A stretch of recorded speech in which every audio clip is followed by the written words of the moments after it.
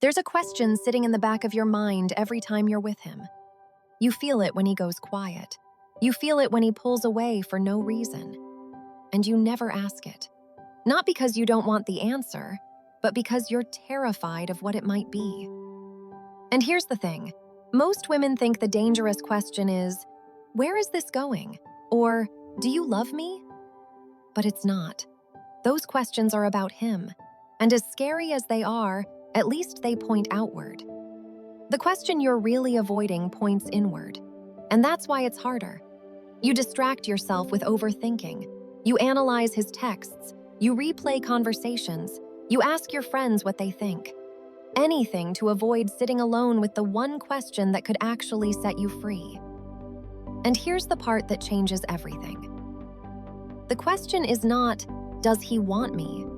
The question is, if he showed me exactly who he is right now, no potential, no hope, no maybe someday, would I choose him? Now listen carefully, because this is not about blaming you. This is about awareness, and awareness alone changes everything. You don't ask yourself this question because your brain has been trained to protect you from loss. From a psychological standpoint, the pain of losing something you already have, or think you have, is roughly twice as intense as the pleasure of gaining something new. It's called loss aversion, and it's why you stay in situations that you know deep down are not right for you. You're not weak. Your brain is doing exactly what it evolved to do, protect you from pain. But here's the irony. By avoiding the short-term pain of asking this question, you sign yourself up for the long-term pain of a relationship that slowly drains you. And that is heavy. Let me show you what this looks like in real life. You meet someone, there's chemistry, he's funny, he says things that make you feel seen. And from the very beginning, there are little moments where something feels off. He goes cold for 2 days after a great date. He makes a joke at your expense and doesn't notice you flinched. And what do? You file it away. You tell yourself you're overthinking. You focus on the good parts, because the good parts are good, and they are real. But every time you ignore one of those small moments, you're not just avoiding a difficult conversation with him, you're avoiding a difficult conversation with yourself. The conversation where you admit, if this is who he is, not who he could be, not who he is on his best days, but who he is, would I still choose this? And if the answer is no, that doesn't mean you failed.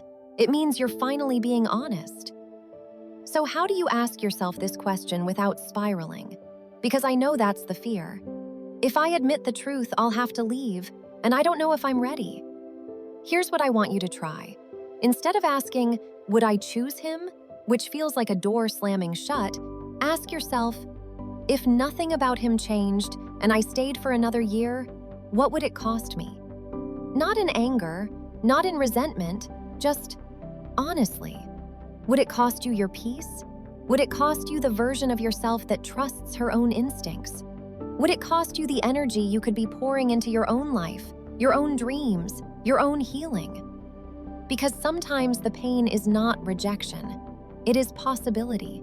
A possibility that never became real because you were too afraid to name what you already knew. The moment you ask yourself this question and actually listen to the answer, something shifts. You stop waiting for him to change. You stop hoping he'll finally see you.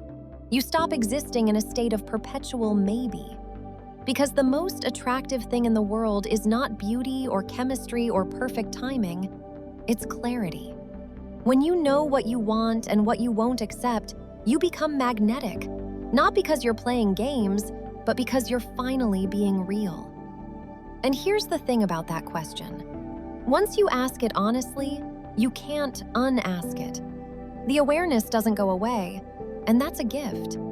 So the next time you find yourself analyzing his texts or replaying conversations at 2 a.m., pause, breathe, and ask yourself not, what does he want, but if this is all there is, if this is the relationship, would I choose it?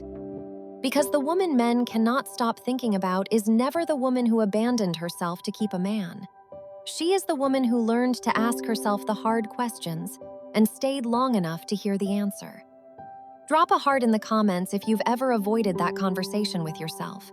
And be honest with me, my lovies. Which is harder, asking the question or trusting the answer?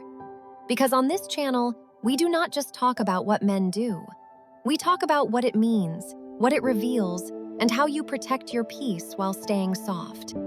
Thank you for watching, my lovies, and I'll see you in the next video.